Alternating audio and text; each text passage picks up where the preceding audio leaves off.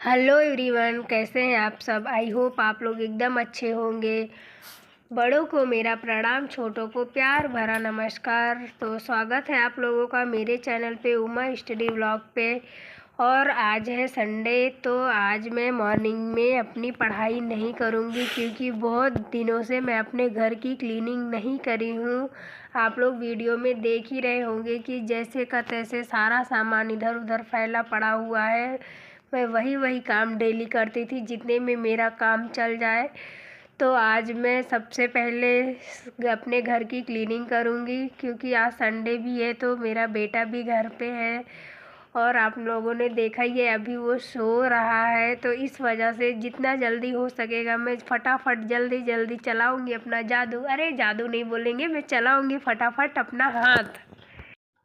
Sunday के दिन बहुत ज़्यादा काम हो जाता है एक हाउसवाइफ के लिए, क्योंकि जो छोटे मोटे घर के काम रहते हैं, घर की क्लीनिंग वगैरह हो गई या फिर कपड़े धोने हो गए, तो उसको हम संडे के लिए छोड़ देते हैं। डेली डेली तो हम नहीं कर पाते हैं। अगर हम डेली डेली यही करते रहेंगे तो फिर हम अपनी पढ़ाई कब करेंगे। तो मैं ऐसा ही करती हूँ, मैं डेली नहीं करती हूँ क्योंकि जो भी छोटे मोटे काम है, जैसे कपड़े वगैरह धुलना हो गया, वैसे भी जब बच्चे घर में रहते हैं तो उतना अच्छे से पढ़ाई भी नहीं हो पाती है, तो मैं संडे को लिए ही छोड़ देती हूँ। उसी दिन मैं अपने ये सारे काम कर लेती हूँ। फिर उसके बाद ऐसा नहीं है कि मैं बिल्कुल भी पढ़ाई नहीं करती हूँ।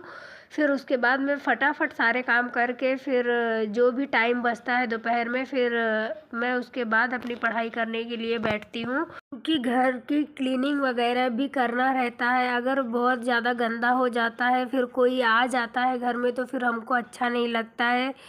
इस वजह से घर की क्लीनिंग भी बहुत ज़रूरी रहती है। और ऐसा नहीं है कि मैं बिल्कुल भी पढ़ाई नहीं करती हूँ।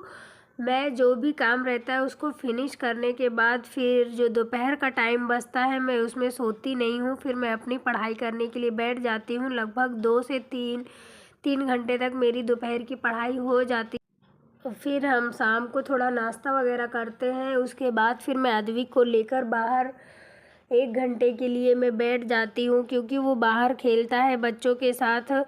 छोटे बच्चे अगर घर में अकेले अकेले खेलते रहते हैं ना, तो फिर वो बहुत बोर हो जाते हैं, तो इसलिए उनको बाहर निकालना बहुत ज़रूरी रहता है। बच्चों के साथ खेल लेते हैं तो उनका माइंड भी थोड़ा फ्रेश हो जाता है और बच्चे थोड़ा एक्टिव भी हो जाते हैं।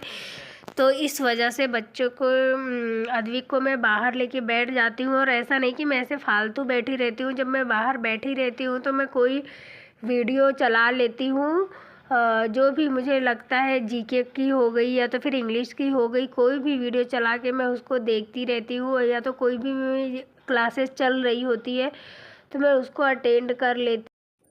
और उत्तर प्रदेश में एक नई भर्ती है, वह है बीईओ खंड शिक्षा अधिकारी की। इस वैकेंसी का नोटिफिकेशन बहुत ही जल्दी आप लोगों को देखने को मिल जाएगा। इसमें कुछ संशोधित नियमावली में शैक्षिक योग्यता से हटाया गया है समकक्षता।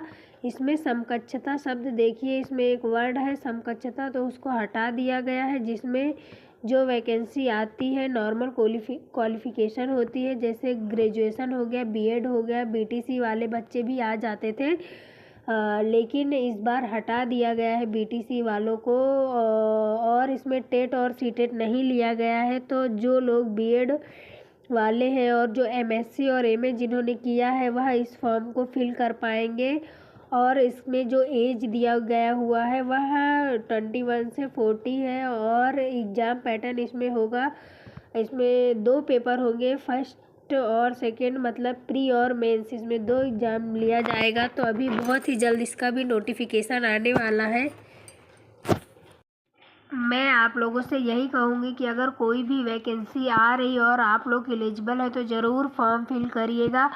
ये सोच के फॉर्म फिल करिए कि बस अब ये हमारा आखिरी मौका है, इसके बाद दोबारा मौका नहीं आने वाला। आप लोगों तो मालूम ही है कि 2027 में चुनाव आ रहा है। सरकार इसीलिए हमको सारी वैकेंसियों का लालच दे रही है, क्योंकि 7 साल हो गए हैं अभी तक शिक्षक भर्ती हमको देखने को नहीं मिली है। तो अब आगे पता नहीं, अभी देखते हैं चुनाव तक आती है कि नहीं आती है। जब फिर जो भी वैकेंसी आती है उसको हमको छोड़ना नहीं है। हमारी एलिजिबिलिटी है तो ज़रूर हमको फॉर्म फिल करना है।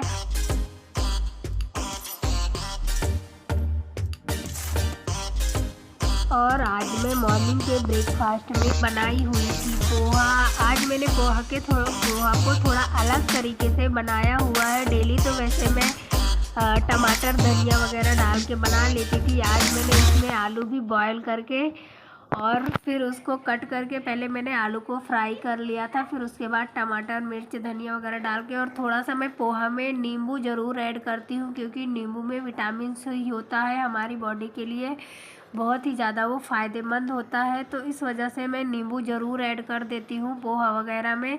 और हमारा ये पोहा बहुत ही अच्छा और टेस्टी बनके तैयार हुआ था। अगर आप लोगों को मेरी डेली स्टडी रूटीन वीडियो ऐसे ही देखनी है तो प्लीज़ चैनल को लाइक शेयर और सब्सक्राइब ज़रूर कर लीजिए।